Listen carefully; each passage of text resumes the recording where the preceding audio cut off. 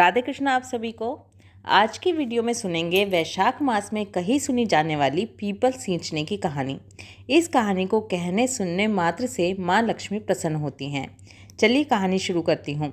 बहुत समय पहले की बात है। एक गांव में एक किसान रहता था। उसकी पत्नी का देहांत बहुत समय पहले ही हो गया था। उसके साथ उसकी एक बेटी थी। परिवार में वो दोनों ही थे। उसकी बेटी विष्णु भक्त थी।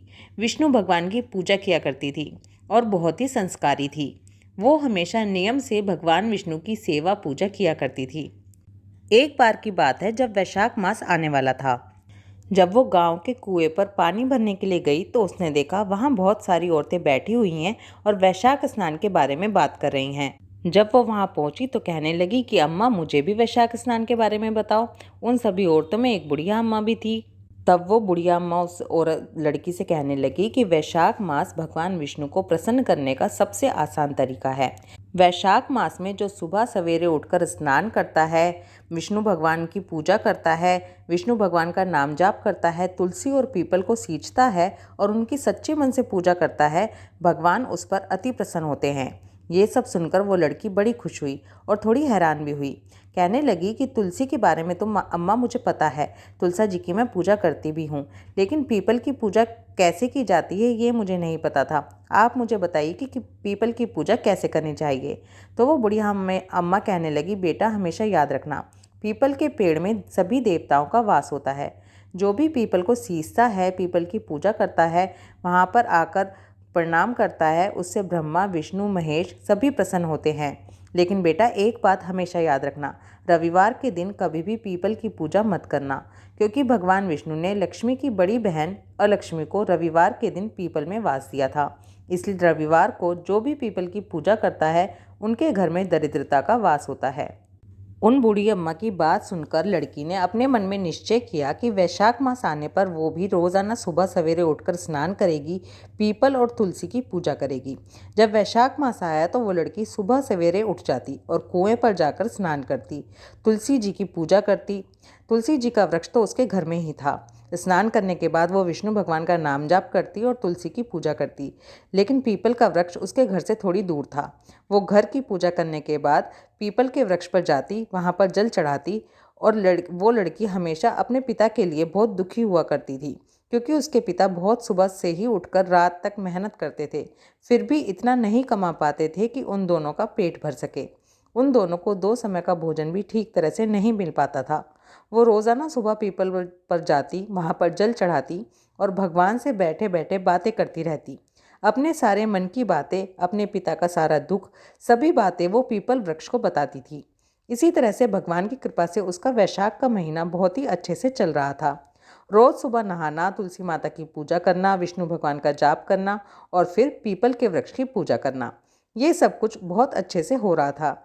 लेकिन एक दिन जब वैशाख शुक्ल पक्ष की एकादशी आई और वो लड़की पीपल की पूजा करने गई और रोज़ाना की तरह अपने गरीबी, अपने पिता की परेशानी सब भगवान विष्णु को, पीपल के वृक्ष को बताने लगी, तभी वहाँ पर एक लड़की के बोलने की आवाज़ आई और थोड़ी देर बाद पीपल के वृक्ष में से एक लड़की बाहर आई और कहने लगी कि मैं लक्ष्मी हूँ, मैं रोज़ाना तुम्हारी सारी बातें सुनती हूँ और अब मैं तुम्हें अपनी सहेली बनाना चाहती हूँ। तब उस लड़की ने कहा कि ठीक है, लेकिन मैं अपने पिताजी से पूछकर बताऊंगी, मैं ऐसे ही किसी को भी अपनी सहेली नहीं बना सकती। तब लक्ष्मी जी ने कहा ठीक है। वो लड़की अपने घर आई और रात को जब उसके पिता घर आए तो उन्हें सारी बात बताई। उसके पिता भी भागवत भक्त थे। तब उसके पिता जानते थे कि पीपल के पेड़ में भगवान विष्णु का वास होता है और जहाँ भगवान विष्णु का वास होता है वहाँ लक्ष्मी जी होती ही हैं।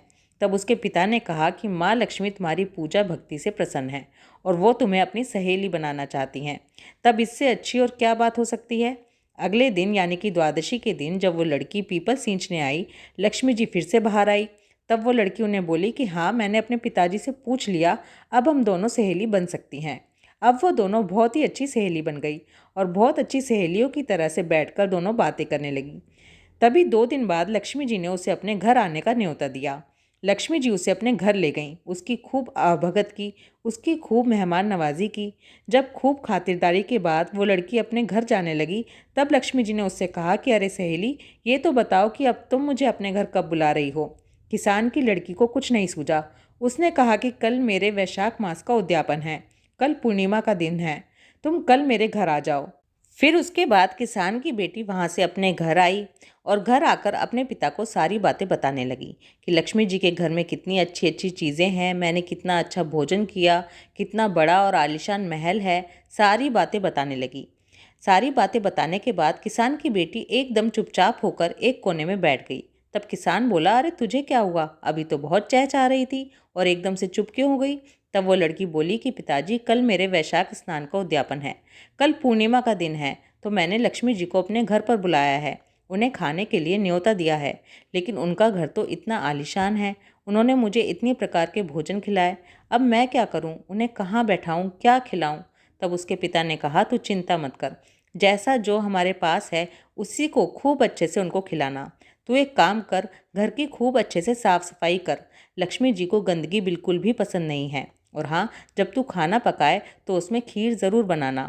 अपने पिता की बात तो वो हमेशा ध्यान से सुनती थी, इसलिए लड़की ने अगले ही दिन सुबह सवेरे बहुत जल्दी उठकर अपने खूब अच्छे से सफाई की, भोग में खूब बढ़िया खीर बनाई और पीपल के वृक्ष पर जाकर माता लक्ष्मी को अपने साथ लिवा लाई। माता लक्ष्मी के साथ भगवान विष्णु भी आए। उसने भगवान विष्णु और माता लक्ष्मी की खूब आवभगत की, उन्हें खूब अच्छे से खूब आदर के साथ जिमाया। भगवान विष्णु लड़की से बहुत ही प्रसन्न थे। वो लड़की से बोले कि मैं तुम्हारी पूजा भक्ति से बहुत ही प्रसन्न हूँ, बताओ तुम क्या चाहती हो।